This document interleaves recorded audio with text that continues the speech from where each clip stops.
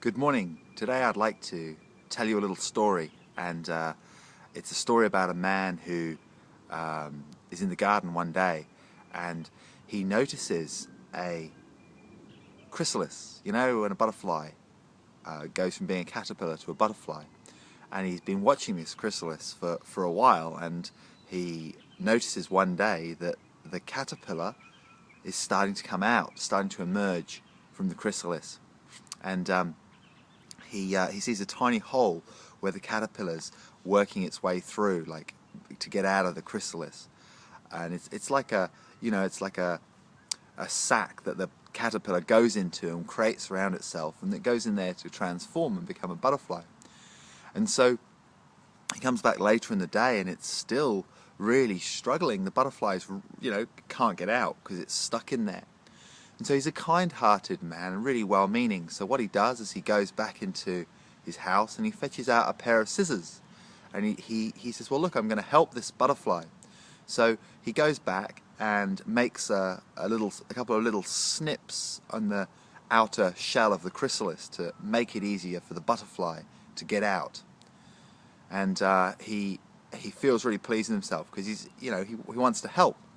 And the next day he goes back to see what's happened, and what's happened is that the butterfly has emerged from the chrysalis, and the only thing is that the butterfly is standing beside the chrysalis and is unable to fly, and the reason is that the wings of the butterfly are kind of shriveled, and they're not fully developed, they're not fully radiant, shining and beautiful, because a butterfly needs to force its way out of that cocoon in order to stimulate the blood vessels, the wings, and to bring life into the wings so that it can fly. And what's happened is the man realizes all of a sudden that what he's done is he's actually prevented the butterfly from completing its maturation and being able to fly.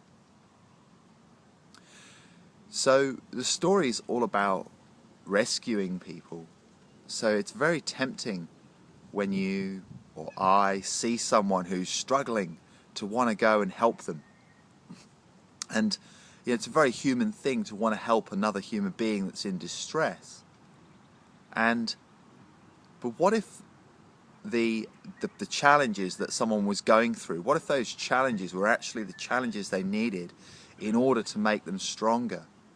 And how many times do we deny other people the opportunity to really face their challenges, really work through their challenges, and emerge in their full beauty on the other side? Because we live in a culture where people are uncomfortable with pain. And what happens is, when we see someone struggling, a part of us, inside us, can feel where we're struggling, and we don't like it, so we want to go and stop that person struggling so we don't have to feel uncomfortable. So where in my life do I rescue someone else rather than being in my truth and being compassionate? Now, this isn't about being cold-hearted and just allowing other people to feel pain and struggle. And it can be a challenge knowing, well, when's the time, when is the time to help another person, and when is the time to let them be with what's going on for them. And I like to and how's that for me as well? How's that for you? Like, when is it appropriate for someone else to help you? And when is it appropriate for you to face your challenges yourself? You see, as you'll know, there may be situations where someone else maybe can help you. They maybe can fix what's going on and make it better. But unless you really face what's going on there, unless you really get to the core of it and really address that, the challenge is just going to get recreated in a different way, you see? So one tool I find really useful is to ask and to say, how may I help you? And wait for the person's answer. And the person, they may look like they desperately need help, but they may actually say, you know what, I'm okay, I don't need your help, I prefer to do this on my own. And you know, kids get this from an early age, you know, they're facing a challenge, they want to do it themselves, and it's really healthy. And so wouldn't it be great if, you know, as adults, educators, teachers and parents, we allow children to learn that they can overcome the challenges that they face, and they can find the resources to overcome something, rather than just having someone come in and do it for them and rescue them.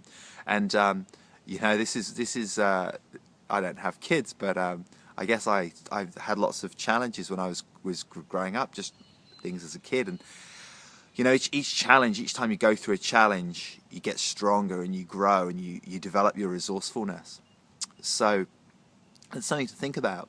Where is it in life that we tend to rescue others? Of course, through a good intention. And where is it that it's appropriate for us to face our own challenges on our own? And I guess that, you know, it's like with other people, like no one else knows what you need unless you really ask them, unless you ask and say, please, can you help me with A, B and C? And I know there's situations where in the past I've wanted someone else to just fix it for me, make it go away, make me feel better. And there's actually a real beauty in having the courage to feel what's going on in your challenges and to face them. So what challenges are you facing right now, and what challenges are the people around you facing, and how can you best support them?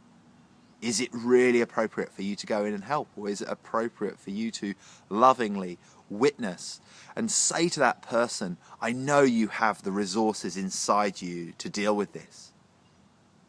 And it can be the most loving thing to do. So it's just another alternative. And yeah, let me know how you go with that. And it's been a deeper little video blog today. So let me know how you go, and I will see you next time. Bye for now.